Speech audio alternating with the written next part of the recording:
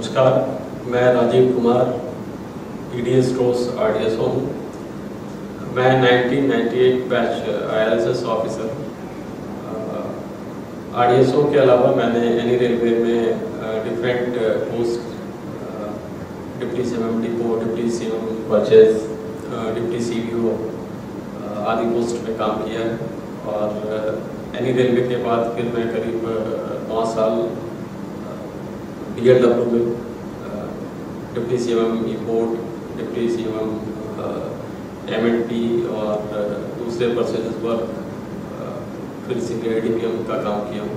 और वर्ष 2020 से after promotion I am continuing as EDA stores RDSO। आज का जो टॉकिंग पॉइंट है वो है dos and don'ts for scrap delivery, GeM related works and UDA। हम लोग इसी ऑर्डर में बात करेंगे। सबसे पहले स्क्रैप डिलीवरी रिलेटेड वर्क पे डिस्कशन करेंगे, फिर जेम और फिर UDA। जैसा कि हम सब लोग जानते हैं, स्क्रैप डिलीवरी एक बहुत ही सेंसिटिव और at the same time important area है, क्योंकि भारतीय रेलवे को हर एक साल इससे लगभग 5500 करोड़ रुपये की रेवेन्यू होती है। और स्क्रैप आइटम्स के ऑक्शन के बाद उसकी डिलीवरी, जो सोल्ड लॉट्स हैं, उसका डिलीवरी एक बहुत ही महत्वपूर्ण काम है और बहुत ही रिस्पॉन्सिबिलिटी का काम है। और इस काम में जो RPF रिप्रेजेंटेटिव हैं उनकी भूमिका बहुत ही महत्वपूर्ण है, इसलिए इस विषय पे चर्चा करना जरूरी है। और साथ ही डाउन द लाइन जो हमारे फील्ड स्टाफ है उन तक भी ये जानकारी पहुंचनी बहुत आवश्यक है कि हम स्क्रैप आइटम्स की डिलीवरी को देते वक्त किन किन बातों के प्रति अलर्ट रहें, किन किन बातों के प्रति जागरूक रहें और ऐसी कौन सी एक्टिविटीज़ हैं जिसको हम लोग बिल्कुल होने नहीं दें, उसको बिल्कुल स्ट्रिक्टली उसको प्रोहिबिट करें। एट द सेम टाइम किन मामलों में सतर्क रहना है ताकि हम किसी तरह के गड़बड़ी को होने से हम उसको प्रभावी ढंग से रोक सकें। So let us first start from scrap delivery work.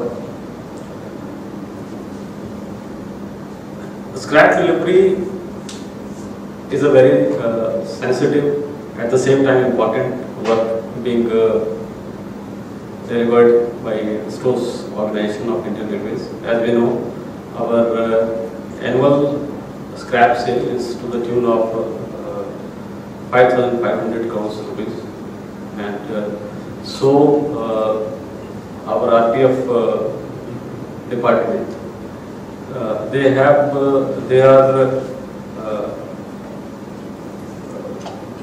have to witness the delivery of scrap items of this much work. So there are certain things which we should know and which we should further disseminate this information below the line to check any irregularity or any wrongdoings related to this work. सबसे पहला ये है कि जो scrap का delivery होता है उसमें वो एक डिलीवरी ऑर्डर के अगेंस्ट दिया जाता है।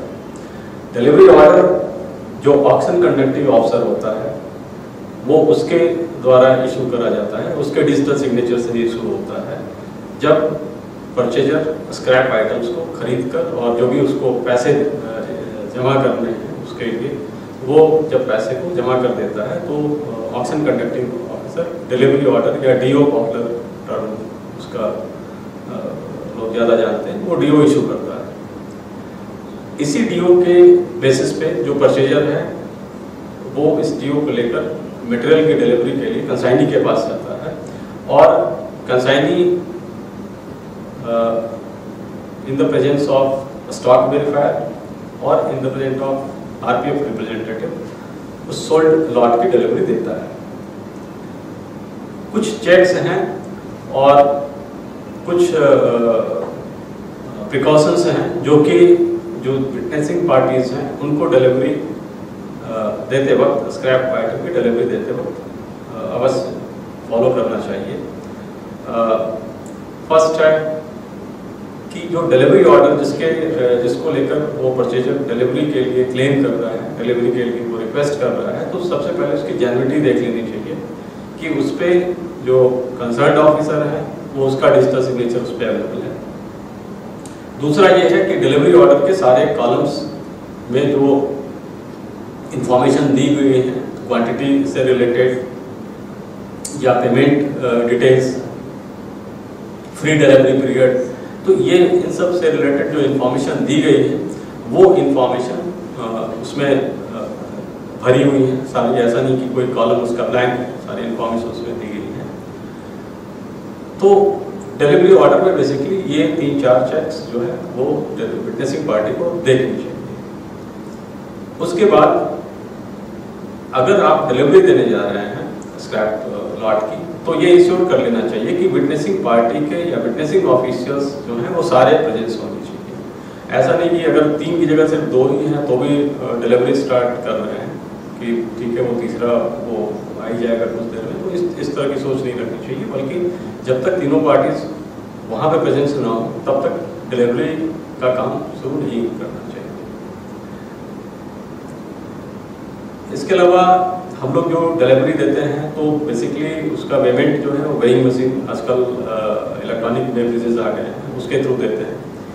इसमें एक स्टैट्यूटरी रिक्वायरमेंट है कि जहाँ भी हम इस तरह का कोई एक कॉमर्शियल एक्टिविटी अगर करते हैं जिसमें वेइंग मशीन्स वगैरह इन्वॉल्व हो, तो हमें स्टेट गवर्नमेंट का जो वेट एंड मेजर डिपार्टमेंट, जो माप तौल विभाग होता है, उसके थ्रू हमारा वो वेइंग मशीन सर्टिफाइड होना चाहिए।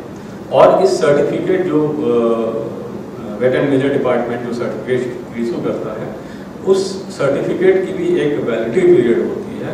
तो जो विटनेसिंग पार्टी है, विटनेसिंग कमेटी है, उसको ये देख लेना चाहिए कि जिस डेट पे वो विटनेस कर रहे हैं, जिस डेट पे वो स्क्रैप डिलीवरी का काम विटनेस कर रहे हैं, उस डेट पे वो वेइंग मशीन के लिए जो जारी सर्टिफिकेट है वो वैलिड होना चाहिए, वैध होना चाहिए उस स्थिति में, और साथ ही कि वो उसी वेइंग मशीन के लिए जारी करी गई हो, ये विषय देख लेना चाहिए। ये चेक कर लेने के बाद नेक्स्ट फिर होता है व्हीकल चेकिंग का। जो परचेजर है वो अपने साथ एक कोई व्हीकल लेकर आता है जिस पर वो सोल्ड मटेरियल को या जिस मटेरियल को उसकी डिलीवरी उसको लेनी है वो उस पे लोड करके वो ले जाता है। ये एक जो टेयर वेट व्हीकल का, तो बेसिकली जो कैलकुलेशन का तरीका है वो बहुत सिंपल है कि व्हीकल का पहले हम लोग टेयर वेट लेते हैं और जब डिलीवरी लेकर वो जाने वाला होता है उस समय व्हीकल का हम लोग क्रॉस वेट लेते हैं विद स्क्रैप आइटम्स, और जस्ट सब्ट्रैक्शन करके और उससे हम लोग स्क्रैप मटेरियल कितना गया है ये वेट उसका कैलकुलेट करते हैं। जो खाली व्हीकल है, एम्प्टी व्हीकल है, उसका टेयर वेट लेने में सबसे अधिक गड़बड़ी की गुंजाइश होती है, क्योंकि चूंकि अभी उस पर स्क्रैप नहीं है तो लोग रिलेटिवली थोड़े कम विजिलेंट होते हैं और ये वहाँ पे मैनिपुलेशन की काफ़ी गुंजाइश होती है। इसलिए ये पर्टिकुलर एस्पेक्ट काफ़ी सेंसिटिव और है और इस पर हम लोग को अटेंशन, जो विटनेसिंग पार्टी है उसको अटेंशन देना चाहिए। पास्ट में आम तौर पे उसमें कुछ बहुत ही रिपीटेटिव टाइप की इरेगुलरिटीज पाई गई हैं। उसमें ये होता है कि जो परचेजर है वो ट्रक में यूजुअली वो सीट्स वगैरह के नीचे या कहीं पे इस तरह से छुपाने वाली जगह पे अपने कुछ वो लेवर्स को छुपा देता है। उससे क्या होता है कि गाड़ी का, व्हीकल का टेयर वेट जो है वो ज़्यादा शो होता है और अंदर जाकर फिर वो उतर जाते हैं, तो वो उस गैप के बराबर वो एक्स्ट्रा वेट ले सकता है, एक्स्ट्रा स्क्रैप मटेरियल वो लोड कर सकता है। इसके अलावा बहुत बार ये लोग ड्रम्स उस पर जिसमें पानी भरे होते हैं और पूछने पे कि इसमें तो साहब वो डीजल भरा हुआ है या फ्यूल भरा हुआ है, इस तरह का इंफॉर्मेशन रखते हैं, या फिर लकड़ी के गुटके वगैरह कुछ के साथ ये वजन करवाते हैं और बाद में फिर उसको मैनुअली कुछ बाहर ले आते हैं और मतलब उस डिफरेंस वैल्यू के बराबर वो स्क्रैप मटेरियल एक्स्ट्रा ले जाते हैं। तो इन सब इरेगुलरिटीज को रोकने के लिए जो विटनेसिंग ऑफिशियल है उसको जब व्हीकल का टेयर वेट ले रहे हैं तो इनको विजिलेंट रहना चाहिए और इन सारे पॉइंट ऑफ व्यूज से व्हीकल को ठीक से चेक कर लेना चाहिए ताकि इस तरह की इरेगुलरिटीज कुछ उसमें नहीं। जब पेमेंट वगैरह फिर फाइनली जब व्हीकल की लोडिंग हो जाती है तो फिर ये देखना चाहिए कि जो भी पेमेंट हुआ है या जो भी डिलीवरी हो रही है वो डिलीवरी ऑर्डर की जो कॉपी है उसमें रिलेवेंट प्लेसेस उसके लिए जो बने हुए हैं जहाँ पे वहाँ पे उसकी प्रॉपर रिकॉर्डिंग होनी चाहिए कि उसका ग्रॉस वेट इतना है, टेयर वेट आया है, इतने लॉट इतने वैल्यू के आइटम्स की डिलीवरी गई, इतनी क्वांटिटी की डिलीवरी दी गई। ये सारी चीज़ जो है वो डॉक्यूमेंट में करेक्टली रिकॉर्ड किए जाने चाहिए। इसके अलावा जो विटनेसिंग पार्टी है उसको ये भी देखना चाहिए कि जिस आइटम की वो डिलीवरी कर रहे हैं वो वही हो जो कि ऑक्शन में बेचा है। ऐसा नहीं कि ये लॉट का डिटेल्स जो है इसमें डिलीवरी ऑर्डर में कुछ और है और लॉट पे जो डिलीवरी ऑर्डर दिया जा रहा है ऑल्दो मिलता जुलता ही क्यों ना हो बट हम दूसरे लॉट से दे रहे हैं, तो इस तरह की रेगुलरिटी नहीं होनी चाहिए। ऑल्दो मटेरियल हो सकता है वो सेम डिस्क्रिप्शन का हो, सब कुछ हो, बट वो लॉट नंबर वो दूसरा हो, तो ऐसा नहीं होना चाहिए। जिस लॉट नंबर का वो मटेरियल है वो उसी लॉट नंबर से डिलीवरी दी जानी चाहिए। कई बार ऐसा होता है कि लॉट साइज बड़ा होने के सिचुएशन में हम लोग जो परचेजर है उसको ये फैसिलिटी देते हैं कि वो वन टाइम पेमेंट देने की बजाय इंस्टॉलमेंट्स में पेमेंट दे सकता है और अकॉर्डिंगली वो इंस्टॉलमेंट्स में डिलीवरी ले भी सकता है। कमेंसुरेट टू उसने कितना पेमेंट किया है उस वैल्यू के अनुसार वो डिलीवरी ले सकता है। इस तरह के मामलों में जो डिलीवरी देते वक्त डिलीवरी विटनेसिंग पार्टी को ये ध्यान रखना चाहिए कि वो उतनी क्वांटिटी का डिलीवरी दें जितने के लिए उस परचेजर ने पैसा जमा किया है और मतलब इस और जो पैसा जमा किया है उसके ऊपर की उस वैल्यू के किसी भी क्वांटिटी का डिलीवरी नहीं होना चाहिए। ये विटनेसिंग पार्टी को इंश्योर करना चाहिए। और जो डिलीवरी की जा रही है जिस जो आइटम का जितनी क्वांटिटी का डिलीवरी किया जा रहा है अगर वो इंस्टॉलमेंट डिलीवरी का मामला हो तो डिलीवरी ऑर्डर के बैक पे उसको रिकॉर्ड करना चाहिए कि इतने तारीख की डिलीवरी में टोटल इतने क्वांटिटी का पार्टी को हैंड ओवर किया गया। तो इस तरह का उनको डिलीवरी ऑर्डर डीओ के बैक पे रिवर्स पे इस तरह का इन्वेस्टमेंट जरूर करना चाहिए ताकि नेक्स्ट टाइम जब वो वापस बचे हुए क्वांटिटी का डिलीवरी लेने आए तो जो भी क्योंकि कोई जरूरी नहीं है कि नेक्स्ट इंस्टॉलमेंट पे भी सेम विटनेसिंग टीम है, हो सकता है कि वो विटनेसिंग टीम जो है वो कोई और दूसरी है। तो जो भी विटनेसिंग टीम डिलीवरी दे रही है उसके नॉलेज में ये रहे कि ये पास्ट में इसको कितने क्वांटिटी की डिलीवरी हुई। हमारे कुछ आइटम्स ऐसे होते हैं खासकर रोलिंग स्टॉक या M&P आइटम्स जिन आइटम्स का सेल इन कंडीशन के साथ किया जाता है कि जो लॉट्स हैं उसकी डिलीवरी लेते वक्त परचेजर को कुछ आइटम्स की डिलीवरी नहीं दी जाएगी बल्कि उसको उन आइटम्स के को रेलवे रिप्रेजेंटेटिव या जो कंसाइनी है उसको वापस लौटाना है। तो खासकर ये रोलिंग स्टॉक्स में जैसे कुछ जो व्हील एंड एक्सल आइटम्स हुए या कुछ मोटर जैसे कुछ M&P के केसेस में कुछ मोटर जैसे आइटम्स हुए तो इस तरह के आइटम्स जो रेलवे इंटेंड करती है कि इसको हम यूज़ कर सकते हैं भविष्य में उसके एज अ स्पेयर यूज होने की कुछ संभावना होती है, तो ये इस तरह के आइटम्स को एक्सक्लूडेड आइटम कहा जाता है। और ये जब सेल करा जाता है उसी समय ये प्री डिक्लेयर कर दिया जाता है कि इस लॉट में या इस जो आइटम बेचा जा रहा है उसमें ये सारे आइटम्स एक्सक्लूडेड आइटम्स रहेंगे। दैट मीन्स कि ये आइटम्स जो है वो परचेजर अपने साथ नहीं ले जा सकता है। और डिलीवरी देते वक्त ये लिस्ट विटनेसिंग पार्टी को भी अवेलेबल करा दी जाती है, उनके पास भी अवेलेबल होता है। तो उनका जो विटनेसिंग पार्टी है उसकी रिस्पॉन्सिबिलिटी है कि फाइनल डिलीवरी देने से पहले या डिलीवरी किसी भी वक्त डिलीवरी देते वक्त कोई भी एक आइटम जो एक्सक्लूडेड आइटम्स की लिस्ट में अपीयर हो रहा हो उसकी डिलीवरी फर्म को नहीं दी जाए।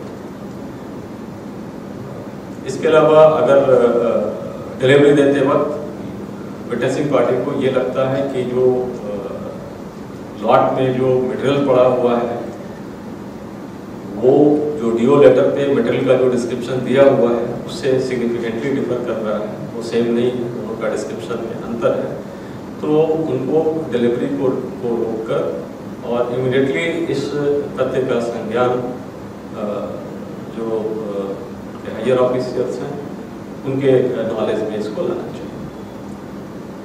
और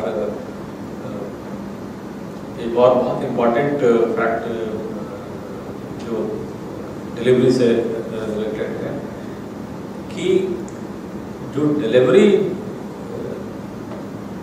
दिया जाता है वो परमिटेड वर्किंग आवर्स के अंदर ही देनी चाहिए। यूजुअली जो अपना जो नॉर्मल जो वर्किंग आवर्स होता है अपने अगर डिपो से लॉट दिया जा रहा है तो डिपो प्रीमाइसेस का, या अगर बाहर दिया जा रहा है तो हम लोग एक स्टैंडर्ड सनसेट का रखते हैं कि सनसेट तक जो है वो डिलीवरी का काम पूरा हो जाना चाहिए। तो ये फॉलो करना चाहिए कि मतलब एक जो हमारे वर्किंग आवर्स जो नॉर्मली वर्किंग पीरियड्स हैं उसके बहुत बियॉन्ड डिलीवरी नहीं परमिट करनी चाहिए।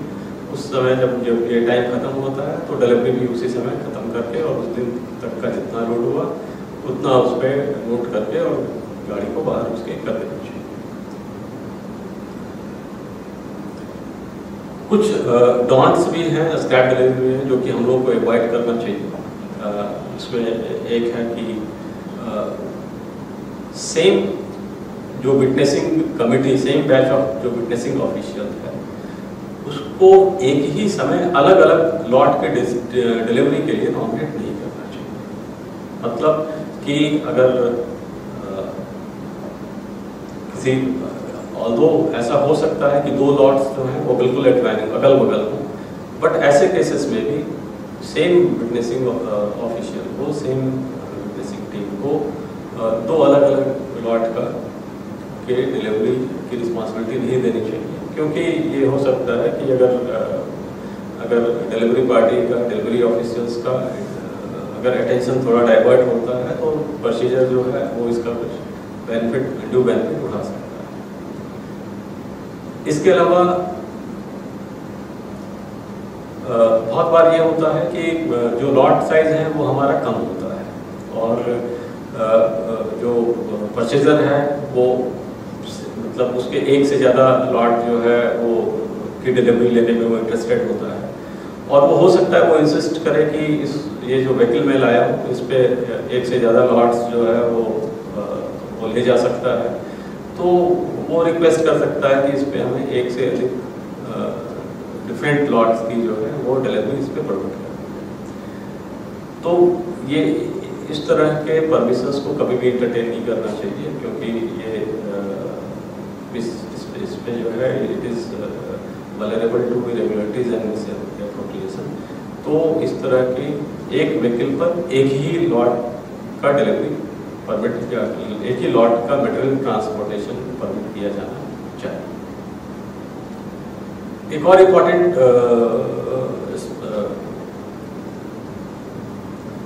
एस्पेक्ट है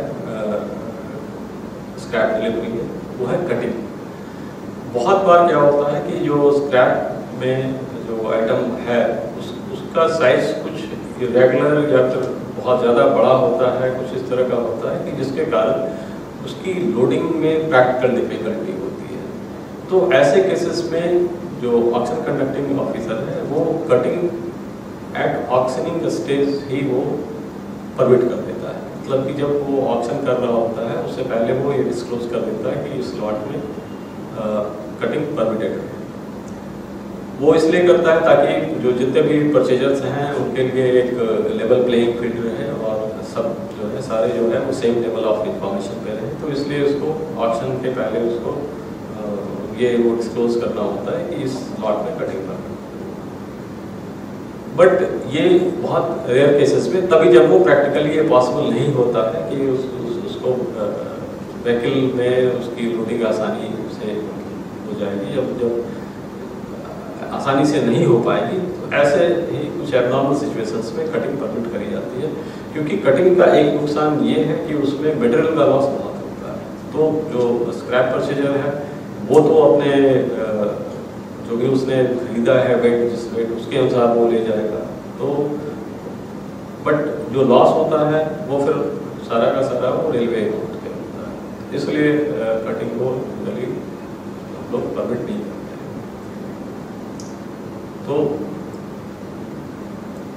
जो परचेजर है उसकी हमेशा मंशा ये रहती है, वो हमेशा ये चाहता है कि वो उसको डिपो में ही मटेरियल को कट करके और अपने जो मार्केट में जिसको वो रेडली बेच सके जिस साइज को, वो उस साइज में लेते हैं। तो बट जो विटनेसिंग पार्टी है उसको ये एश्योर करना चाहिए कि अगर डिलीवरी ऑर्डर में या उसके कैटलॉग जो उसने जो खरीदा है, जो मटेरियल के डिस्क्रिप्शन में अगर कटिंग परमिटेड नहीं है तो फिर उसको ऑन साइट भी कटिंग अलाउ नहीं करना चाहिए। इसके अलावा परचेजर्स को जब वो डिलीवरी लेता है मटेरियल की, सोल्ड मटेरियल्स की, तो उसको आइटम्स में पिक एंड चूज परमिट नहीं, मतलब वो उसको सॉर्टिंग या सेग्रीगेशन, पिक एंड चूज, ये सारे काम जो है वो परमिट नहीं करने चाहिए। तरीका ये होना चाहिए कि वो एक एंड से अपने मटेरियल की डिलीवरी स्टार्ट करेगा और वो फिर कंटिन्यूसली धीरे धीरे प्रोग्रेसिवली वो बढ़ते हुए दूसरे एंड तक जाएगा। उसको मटेरियल को सेलेक्टिवली चूज करने का ऑप्शन उसको नहीं देना चाहिए। एट द सेम टाइम कोई परचेजर अगर किसी स्क्रैप आइटम की डिलीवरी ले रहा है तो उसको जो चूँकि जो स्क्रैप डिपो होते हैं वहाँ पे स्पेस लिमिटेशन के कारण विसिनिटी में ही बहुत सारे लॉट लगे होते हैं, अगल बगल और भी दूसरे स्क्रैप लॉट्स होते हैं।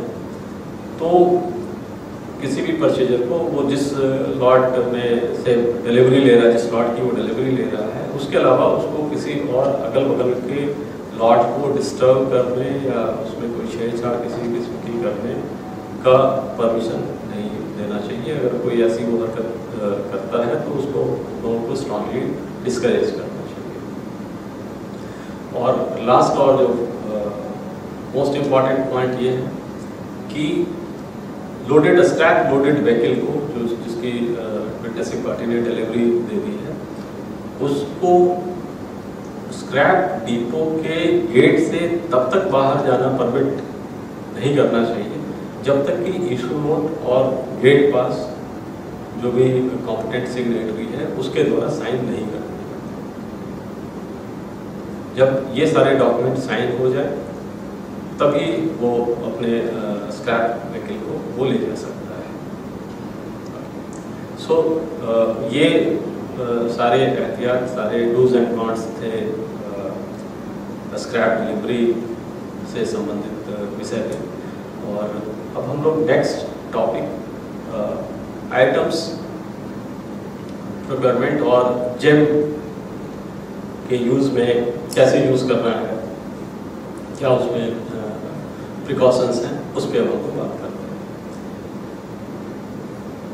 इंडियन रेलवेज में जो आइटम्स खरीदे जाते हैं, जैसा कि आपको मालूम होगा कि हम लोग कुछ स्मॉल वैल्यू आइटम्स जो यूज़र डिपार्टमेंट है वो अपने इम्प्रेस के माध्यम से खरीदता है। बाकी सारे आइटम्स के लिए उसको अपना रिक्विजिशन या इंडेंट जो है वो स्टोर्स डिपार्टमेंट को भेजना पड़ता है।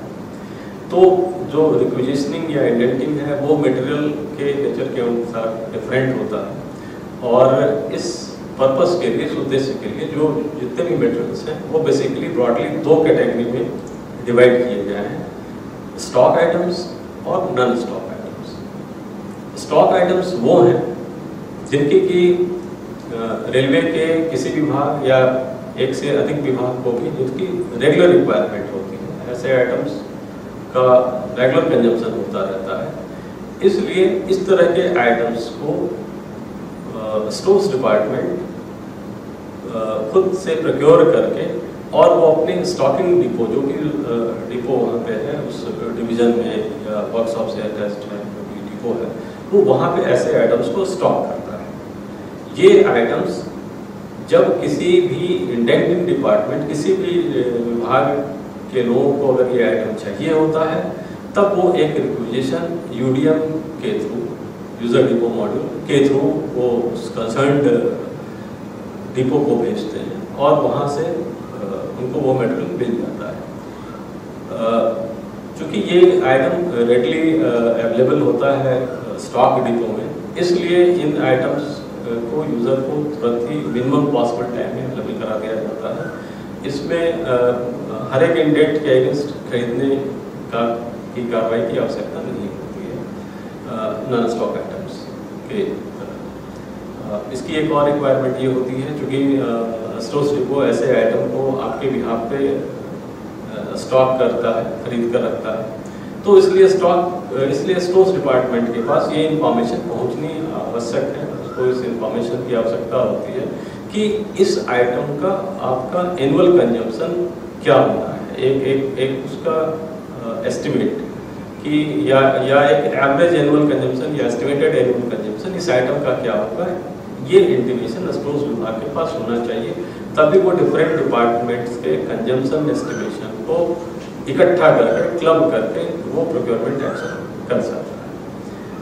तो इस तरह के आइटम्स के लिए आपकी रिक्वायरमेंट ये आपसे ये एक्सपेक्टेड है कि आप अपना EAC एस्टिमेटेड एनुअल कंजम्पशन या एवरेज एनुअल कंजम्पशन जो है वो वेट करवा कर स्टोर्स डिपार्टमेंट को कम्युनिकेट करें। जब आपने अपनी रिक्वायरमेंट कम्युनिकेट कर दी, फिर आपका काम खत्म हो जाता है। फिर ये स्टोर्स डिपार्टमेंट उसके अगेंस्ट परचेज एक्शन लेके मटेरियल को अपना मंगवाता है और वो अपने डिपो में स्टॉक करता है। अब इस तरह के मटेरियल की जब आपको ज़रूरत पड़ती है, स्टॉक आइटम्स की जब आपको ज़रूरत पड़ती है, तो आप यूडीएम के थ्रू इस आइटम का रिक्विजिशन या इंडेंट जो भी कहिए, आप कंसर्न डिपो को भेजते हैं। आप अपनी डिमांड कंसर्न डिपो पे प्लेस करते हैं और वो कंसर्न डिपो में आपका जो भी ऑथराइज्ड रिप्रेजेंटेटिव है, फिर वो जाता है और वहाँ से उस मटेरियल को फिजिकली कलेक्ट करके वो लाता है। अब बहुत सारे आइटम्स ऐसे हैं जो कि जिनकी की आपको रेगुलर रिक्वायरमेंट होती है, बट वो जो आपके जुडिक्शन में जो डिपो है वहाँ पे हो सकता है ये आइटम अभी स्टॉक नहीं हो रहा। तो ऐसे आइटम्स के लिए आपको स्टॉकिंग एप्लीकेशन देना होता है। आप उस पर यूडीएम पे ही एक फैसिलिटी है कि इस तरह के आइटम्स जिनकी स्टॉकिंग अभी नहीं हो रही है और किसी यूज़र को उसके स्टॉकिंग करवाने की आवश्यकता महसूस हो रही है, तो वो कंसर्न्ड डिपो को स्टॉकिंग एप्लीकेशन, कंसर्न्ड स्टोर्स जो ऑफिस है उसको वो यूडीएम के थ्रू स्टॉकिंग एप्लीकेशन सबमिट करता है, जिसमें कि उस मटेरियल का एस्टिमेटेड मटेरियल का डिस्क्रिप्शन, एस्टिमेटेड कंजम्पशन, ये सारे डिटेल्स एक फॉर्म उस पर अवेलेबल है। उस फॉर्म को उसको फिल करके भेजना होता है। उस एप्लीकेशन के अगेंस्ट स्टोर्स डिपार्टमेंट उसको एनालिसिस करता है और ये देखता है कि हाँ इस आइटम का कोई सब्स्टिट्यूट हम कर सकते हैं क्या। अगर कुछ ऐसा नहीं होता है तो वो फिर उस आइटम की स्टॉकिंग अपने यहाँ शुरू करता है, प्रोक्योरमेंट करता है और फिर वो आपके यहाँ का स्टॉक आइटम बन जाता है। अब ऐसे आइटम्स जो आपके स्टोर्स डिपो में अवेलेबल नहीं है, यानी कि नॉन स्टॉक आइटम्स, ऐसे बहुत सारे आइटम्स होते हैं जिनकी रिक्वायरमेंट हमें रेगुलर नहीं होती, बल्कि कुछ में भी 2 साल पे, 4 साल पे या फिर वन टाइम ऐसे आइटम्स की रिक्वायरमेंट आती है। तो इस तरह के आइटम्स को हम लोग नॉन स्टॉक आइटम्स बोलते हैं। ये आइटम्स डिपो में रेडली अवेलेबल नहीं होंगे, ये आपको जब भी इसकी ज़रूरत होगी तो आपको यूडीएम पे इसका इंडेंट स्टोर्स डिपार्टमेंट को प्लेस करना है। और इसमें अगर जो आपका इंडेंट है उसकी वैल्यू 2.5 लाख रुपए से अधिक है तो फिर आपके इंडेंट को फाइनेंस से वेटेड होना चाहिए। लेकिन कुछ आइटम्स जैसे कंप्यूटर, फर्नीचर, ये सारे केसेस में जो वेटिंग की लिमिट है वो 2.5 लाख से भी कम है। ये आप इसको MSOP में जो शेड्यूल ऑफ पावर्स है, मॉडल शेड्यूल ऑफ पावर्स, उसमें आप इसको चेक करके अकॉर्डिंगली आप देख सकते हैं कि आपके रिक्वेजिशन को वेटिंग की आवश्यकता है कि नहीं। जब ये रिक्वेजिशन आप स्टोर्स डिपार्टमेंट को भेज देते हैं, स्टोर्स डिपार्टमेंट उस पर परचेज एक्शन लेता है और फिर वो मटेरियल सप्लायर द्वारा कंसाइनी को डायरेक्टली भेज दिया जाता है। इसमें कंसाइनी वही होता है जो आपने इंडेंट में जिसको इंडिकेट किया हुआ होता है कि इस आइटम की डिलीवरी इस कंसाइनी या इस ऑफिशियल को होना चाहिए। तो आपने जिस भी ऑफिशियल को इंडिकेट करा होता है इंडेंट में, उस कंसाइनी को, उस ऑफिशियल को मटेरियल की सप्लायर डायरेक्टली करता है। इसमें स्टोर्स डिपो का कोई रोल नहीं होता, वो मटेरियल सीधे होता है। जो कंसाइनी है उसके दो रोल होते हैं, एक तो वो मटेरियल को रिसीव करता है, उसके बाद वो मटेरियल को इंस्पेक्ट, अगर इंस्पेक्टिंग अथॉरिटी कंसाइनी है तो कंसाइनी की रिस्पॉन्सिबिलिटी उसको इंस्पेक्ट करने की होती है। अगर इंस्पेक्टिंग एजेंसी में TPI या थर्ड पार्टी इंस्पेक्टिंग एजेंसी लिखा है तो फिर उसको देखना है कि प्रॉपर इंस्पेक्शन सर्टिफिकेट सप्लायर ने परमिट किया है कि नहीं। और अगर उसने किया है, मटेरियल एक्सेप्टेबल है, तब वो मटेरियल को एक्सेप्ट करता है। वो अपने लेज़र में लेगा, अगेन लेज़र में लेने के काम भी उसको यूडीएम पे ही करना है। और ये सारे एक्टिविटी होने के बाद फिर उसको मटेरियल से रिलेटेड जो बिल आया है उस पर उसको पास करके अकाउंट्स डिपार्टमेंट को पेमेंट के लिए भेजना होता है। तो ये नॉन स्टॉक आइटम्स में जो इंडेंटर है, जो कंसाइनी है, उसकी रिस्पॉन्सिबिलिटी थोड़ी बढ़ जाती है। अगर हम इंडियन रेलवेज के पे गुड्स प्रोक्योरमेंट की बात करें तो ये हमारा जो एनुअल प्रोक्योरमेंट वैल्यू है लगभग 1 लाख करोड़ के आसपास होता है, जिसमें कि फ्यूल भी इंक्लूडेड है। और हमारा प्रोक्योरमेंट सिस्टम कम्प्लीटली डिजिटाइज है, जिसमें डिमांड जनरेशन से लेके मटेरियल सप्लाई और बिल पासिंग तक की सारी एक्टिविटी जो है वो ऑनलाइन है। ये इसमें कहीं कोई मैनुअल लेजर या बुक कीपिंग की कोई जरूरत नहीं है। हमारी सारी एक्टिविटी IREPS सिस्टम पे वो बिल्कुल वेल सिमुलेटेड है और ये कम्प्लीटली डिजिटाइज है। इसके अलावा एक और रेस्ट्रिक्शन ये है कि जो हमारे कुछ आइटम जो कॉमन नेचर के हैं, जो कि सेंट्रल गवर्नमेंट की और भी मिनिस्ट्रीज यूज़ करती है, जैसे कंप्यूटर, चेयर्स, टेबल, फर्नीचर्स, तो और मैन पावर सर्विसेज, मतलब इस तरह के hiring of man power services, hiring of vehicles, इस तरह के जो कॉमन नेचर के गुड्स या सर्विसेज हैं, वो हम लोगों को गवर्नमेंट ई-मार्केट प्लेस या जेम पोर्टल के थ्रू खरीदना है। ये एक स्टैट्यूटरी रिक्वायरमेंट है। हम जेम पोर्टल के बियॉन्ड वैसे गुड्स और सर्विसेज नहीं खरीद सकते जो जेम पोर्टल पे अवेलेबल हो। बाकी वैसे आइटम्स जो जेम पे अवेलेबल नहीं है वो हम लोग IREPS पोर्टल के www.irps.gov.in है, इसके थ्रू हम लोग अन्य आइटम्स खरीदते हैं जो कि जेम पे उपलब्ध नहीं है। GeM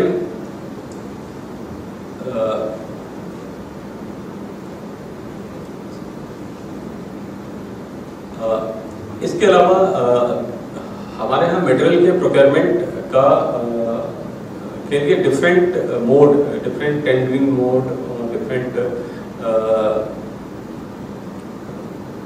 tendering processes, calling, quotation etcetera, ये सब जो है वो प्रिस्क्राइब्ड है। बेसिकली इसका उद्देश्य जो है, जो ऑर्डरिंग का जो ऑर्डरिंग एक्टिविटी है उसको एफिशिएंट बनाना और एट द सेम टाइम जो ऑर्डरिंग कॉस्ट है उसको ऑप्टिमाइज करना है। और इसीलिए हम लोग परचेज वैल्यू के अनुसार अलग अलग टेंडरिंग मोड या प्रोक्योरमेंट मोड को ऑप्ट करते हैं। जैसे अगर आपका प्रोक्योरमेंट वैल्यू अगर 25,000 से कम वैल्यू का है तो हम लोग उसको सिंगल कोटेशन के थ्रू करते हैं। अगर ये 25 लाख वैल्यू तक का है तो इसके लिए हम लोग लिमिटेड टेंडर इनवाइट करते हैं। अगर ये 25 लाख से ऊपर का है तो इसके लिए हम लोग एडवर्टाइज या ओपन टेंडर के लिए जाते हैं। सिमिलरली अगर ये 200 करोड़ से ऊपर के वैल्यू का है और हमारे पास जो इंडिजिनियस सप्लायर्स हैं वो अपर्याप्त हैं या इंडिजिनियस सप्लायर उस आइटम के लिए है ही नहीं, तो ऐसे आइटम्स के लिए हम लोग ग्लोबल टेंडर इनवाइट करते हैं।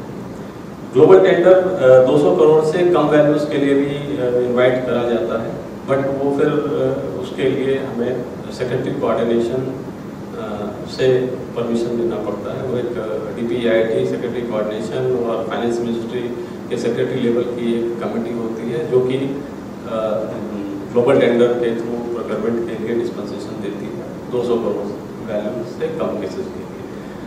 हालांकि इसमें जो PSE वाले आइटम्स हैं उनको एग्जम्पशन मिला हुआ है, या फिर ऐसे आइटम्स जो जिसके मशीन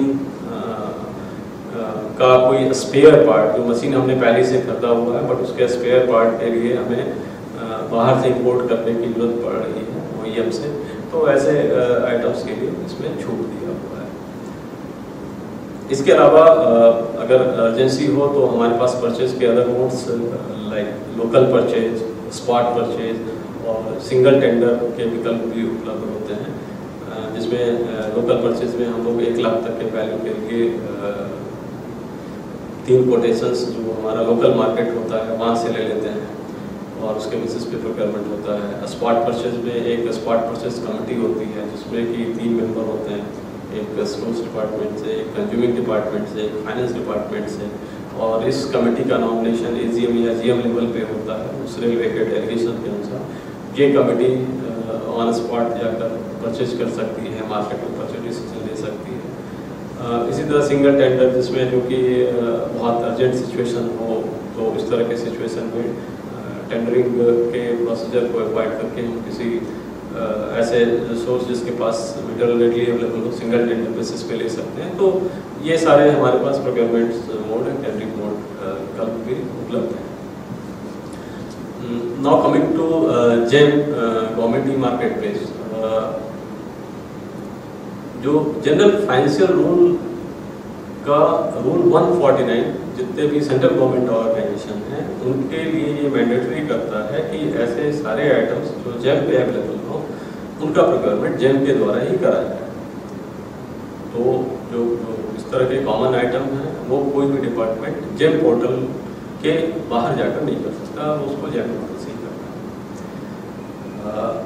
GEM पे भी 25,000 वैल्यू तक के केसेस जो हैं वो किसी भी सप्लायर या सेलर से जो GEM पोर्टल पे अवेलेबल है उससे खरीद सकता है। अगर आइटम की वैल्यू या सर्विस की वैल्यू जो हम लोग खरीदना चाह रहे हैं वो 25,000 से ऊपर और 5 लाख से नीचे है तो GEM पोर्टल पे कम से कम ऐसे 3 सेलर्स जो कि डिफरेंट ब्रांड के मैन्युफैक्चरर्स हों, उनके 3 मैन्युफैक्चरर्स के बिड को काट करके हम को काटिंग करके ये परचेस करना है, उसमें जो लोएस्ट प्राइस होगा उससे परचेस करना है।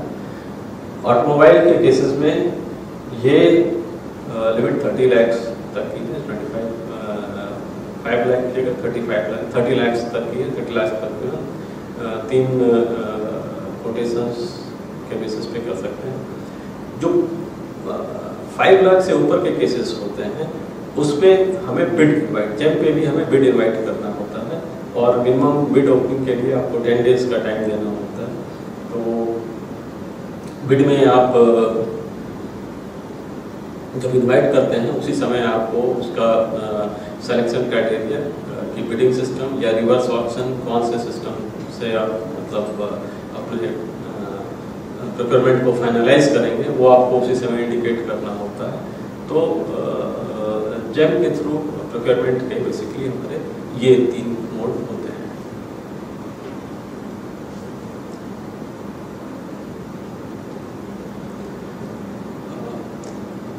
इसके अलावा जो हमारा MSOP है, जो जो शेड्यूल ऑफ पावर है वो यूज़र डिपार्टमेंट को भी जेम पोर्टल पे 25,000 तक के प्रोक्योरमेंट का परमिशन देता है।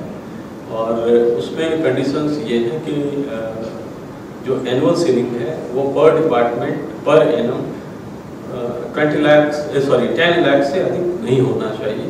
तो इस लिमिट के अंदर कोई भी डिपार्टमेंट 25,000 तक का इंडिविजुअल केस को जेम पोर्टल पे बाई कर सकता है।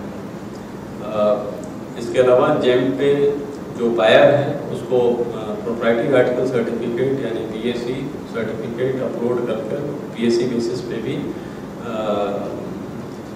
आइटम्स को या सर्विस को जिसमें कि वो कोई स्पेसिफाइड मॉडल या मेक का वो सिलेक्शन कर सकते हैं, खरीदने का फ्रीडम। तो दैट मीन्स कि PAC के बेसिस पे भी जेम परचेज परमिट करता है। इसके अलावा जेम का एक और बायर फ्रेंडली फीचर है, ये सेलर रेटिंग है, जिसमें कि किस सेलर की क्या रेटिंग है वो आप देखकर अपना परचेज डिसीजन ले सकते हैं। उसमें अगर कोई सेलर जो है अगर वो फ्रिक्वेंटली फेलियर उसका हो रहा है तो उसकी रेटिंग जो है वो ख़राब होती जाती है और एक सर्टेन डिग्रेडेशन के बाद वो जेम वाले खुद उसको डिस्क्वालीफाई, ऐसे सेलर्स को खुद अपने पोर्टल से हटा देते हैं। और अगर आप बिडिंग वगैरह कर रहे हैं तो आप ये कंडीशन दे सकते हैं कि भाई अगर किसी सेलर की रेटिंग अगर इससे पर्टिकुलर जो भी आपने डिफाइन करा उससे कम है तो फिर ऐसा सेलर नहीं कंसिडर करा जाएगा। तो इस तरह के आप कंडीशंस देके अपने परचेस के लिए आप जो भी बेस्ट सेलर अवेलेबल हैं उनके मांगी कंपटीशन करवा सकते हैं। तो बेसिकली ऑर्डरिंग के वक्त ही आपको पता चल जाता है कि किस सेलर की क्या रेपुटेशन है, इसकी क्या रिलायबिलिटी है। जिस तरह से सेलर की रेटिंग की फैसिलिटी है वैसे ही जेम पे बायर्स के भी फ्लैगिंग का सिस्टम है। इसका मतलब ये हुआ कि बायर्स की खुद के क्रेडेंशियल्स कितने स्ट्रांग हैं वो भी जेम एक सेलर को बता देता है, ताकि जब कोई सेलर किसी बिड में पार्टिसिपेट कर रहा है तो उसके पास भी ये इन्फॉर्मेशन है कि इस बायर के यहाँ पेमेंट वगैरह पाने में कोई एबनॉर्मल डिले तो नहीं होता। और इसके लिए जेम पोर्टल पे बायर्स की फ्लैगिंग 3 कैटेगरी में करी जाती है, रेड, ऑरेंज और ग्रीन।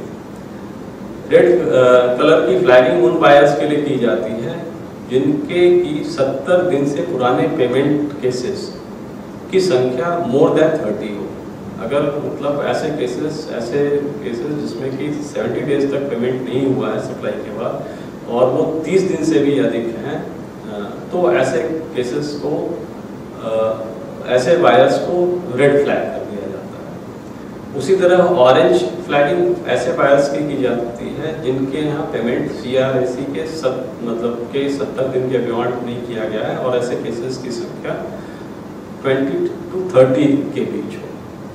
और जो इससे कम केसेस होते हैं, जो इससे कम डेज वाले केसेस होते हैं, वो उसमें बायर की फ्लैगिंग ग्रीन करी जाती है। बेसिकली किसी बायर के रेड फ्लैग होने का एक नुकसान ये है कि बहुत सारे बिडर उसकी रेड फ्लैग को देखकर वो पार्टिसिपेट ही नहीं करेंगे। और अगर रेड फ्लैग बायर द्वारा कोई किसी ऑर्डर प्लेस किए जाने पे अगर कोई सेलर उसको ऑनर नहीं करता है, अगर वो उसको वो टर्न डाउन कर देता है उस ऑर्डर को, तो भी सेलर के अगेंस्ट कोई एक्शन नहीं बनता है। तो इसलिए वो बायर की फ्लैगिंग रेड ना हो, ये बहुत ज़रूरी है। और इसमें सबका चूँकि हमारे यहाँ पेमेंट रिलीज करने में, पेमेंट को इफेक्ट करने में बायर एज वेल एज जो कंसाइनी है वो और अकाउंट डिपार्टमेंट तीनों का कंट्रीब्यूशन है। इसलिए हम सभी लोगों को कलेक्टिवली ये एफर्ट करना चाहिए कि हमको 70 दिन का जो ऊपर टाइम लिमिट है उसके अंदर हम सारे पेमेंट्स करें। एक इम्पॉर्टेंट फीचर जेम का है इंसिडेंट मैनेजमेंट। इसमें अगर बायर को सेलर के अगेंस्ट कोई बायर के पास कोई सेलर के अगेंस्ट कोई इशूज़ है, at the same time seller के पास अगर बायर के अगेंस्ट कुछ इशूज़ हैं तो वो उसको जेम के प्लेटफॉर्म पे वो रेज कर सकते हैं और इन इंसिडेंट का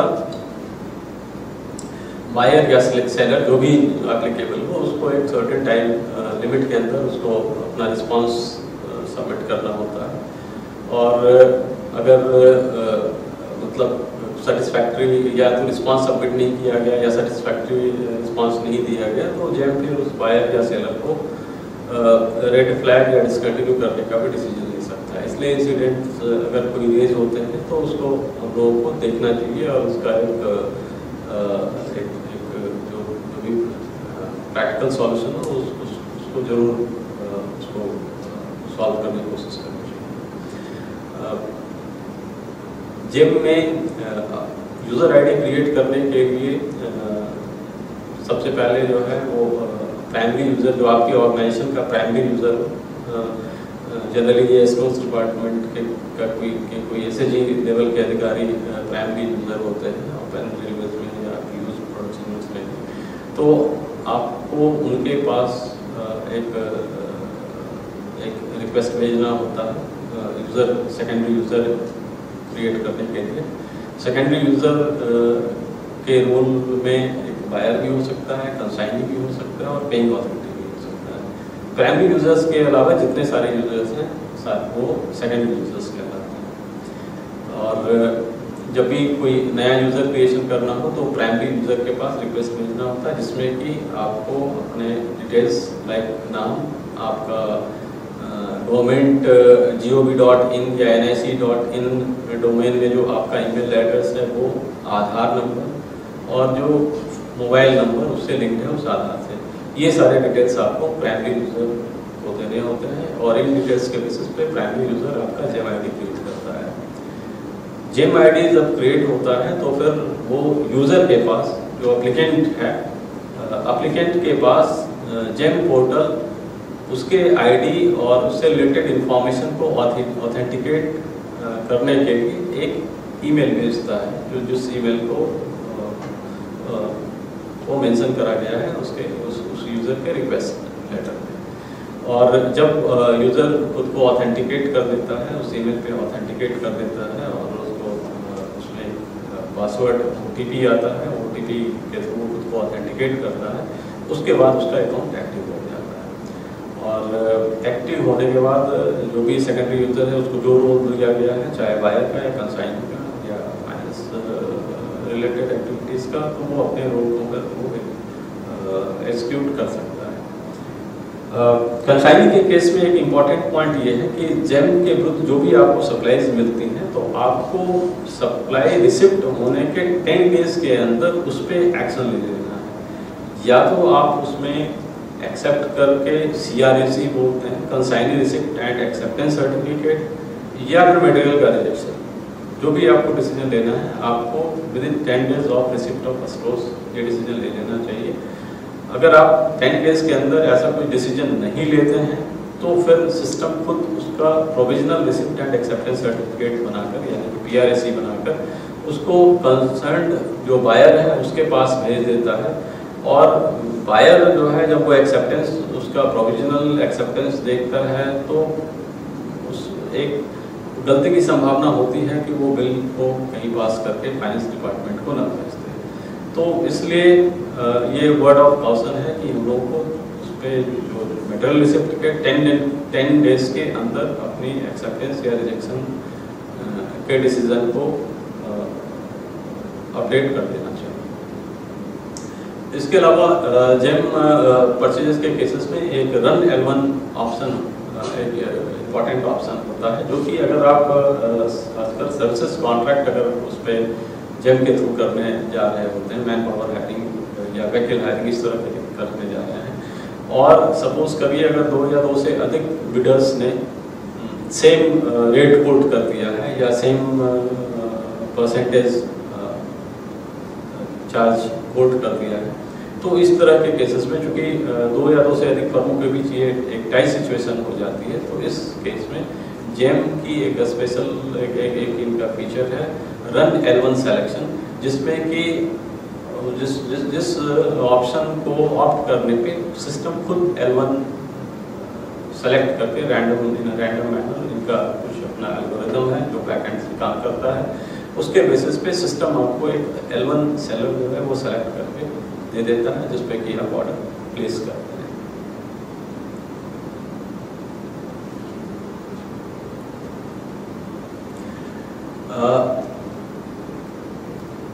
जेम पे बहुत सारे सर्विसेज, खासकर कॉमन नेचर के, जैसे कि व्हीकल हायरिंग सर्विस हुआ, ह्यूमन रिसोर्सेज आउटसोर्सिंग हुआ, मटेरियल ट्रांसपोर्टेशन हुआ, cleaning sanitation, printing services, software support services, इस तरह के बहुत सारे सर्विसेज अवेलेबल हैं, जिसको अगर आप जेम पोर्टल पे लॉग इन करते हैं तो आपको इन सर्विसेज की लिस्ट वहाँ पे मिल सकती है। इसके अलावा अगर आप जेम पे काम करना शुरू करते हैं तो और उससे रिलेटेड कोई आपको अगर कोई दिक्कत महसूस या कुछ और इन्फॉर्मेशन की अगर रिक्वायरमेंट महसूस होती है तो जेम पोर्टल पे एक उनका ट्रेनिंग फीचर भी अवेलेबल है, जिसके थ्रू आप जो अपना डिजायर्ड जो सब्जेक्ट है, जो डिजायर्ड फील्ड है या जो आपका जो रोल है, उसके अनुसार आप उसके ट्रेनिंग फील्ड में जाके आप वो रिलेटेड इंफॉर्मेशन प्राप्त कर सकते हैं। या FAQ फीचर है, उस पर भी आप अपनी जो है वो डिजायर्ड इंफॉर्मेशन लेके आप आगे काम कर सकते हैं। तो आज के टॉक सेशन का नेक्स्ट सब्जेक्ट है यूजर डिपो मॉड्यूल या यूडीएम।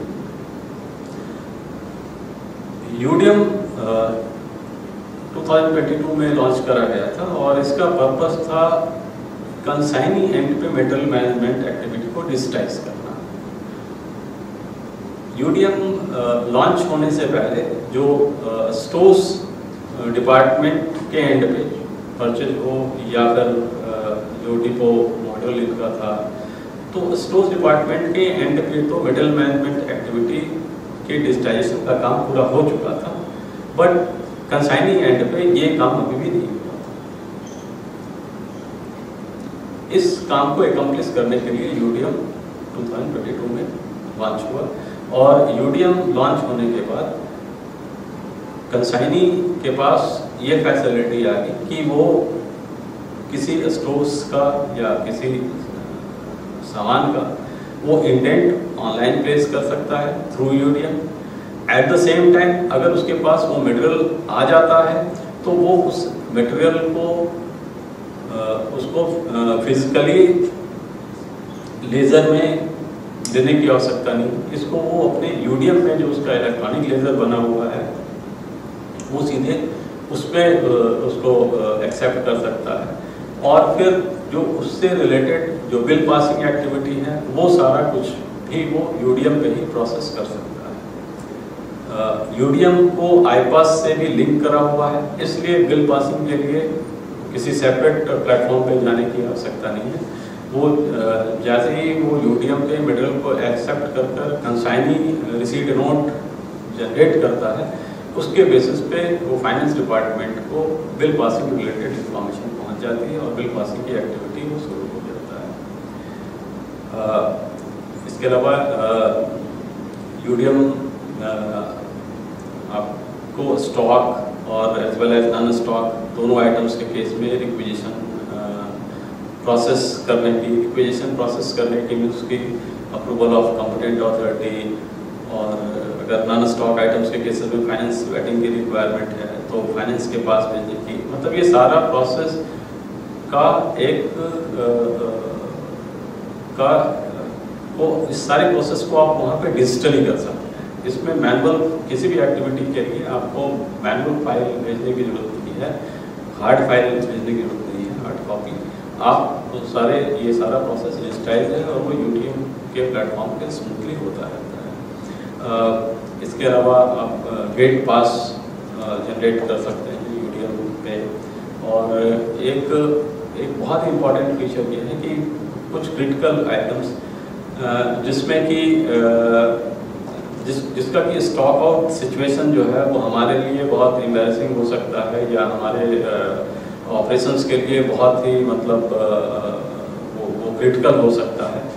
और ऐसे आइटम्स में अगर हम ये चाह रहे हैं, हमारी ये डिजायरेबिलिटी है कि स्टॉक अगर एक पर्टिकुलर लेवल के नीचे जाए तो कुछ अलर्ट हो जाना चाहिए, ताकि हम उसके रिक्रूटमेंट के लिए या फर्दर प्रोक्योरमेंट के लिए हम एक्टिव होते हैं।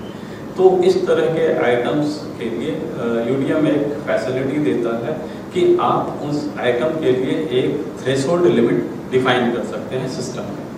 अगर आइटम का फिजिकल स्टॉक जो है वो उस थ्रेशोल्ड लिमिट से नीचे जाता है तो सिस्टम खुद से एक एसएमएस अलर्ट इशू करता है, जो कि आपने जो भी उसमें नंबर्स जनरेट करे हो जिसको नोटिफाई होना है, वो नोटिफिकेशन कंसर्न अथॉरिटीज के पास चला जाता है कि इस आइटम का स्टॉक लेवल क्रिटिकल लेवल या थ्रेशोल्ड लिमिट से नीचे हो गया है, और मतलब वो आपको अलर्ट करता है कि आप अब इसमें करेक्टिव एक्शन लें। इसके अलावा यूडीएम आपको रिजेक्शन हैंडल करने की फैसिलिटी देता है। रिजेक्शन दोनों टाइप के हो सकते हैं। इनिशियल रिजेक्शन, जिसमें अभी आपने मेटल को एक्सेप्ट नहीं किया है और इनिशियल स्टेज पे ही आपको पता चल गया कि मेटल में कुछ डेफिशिएंसी है।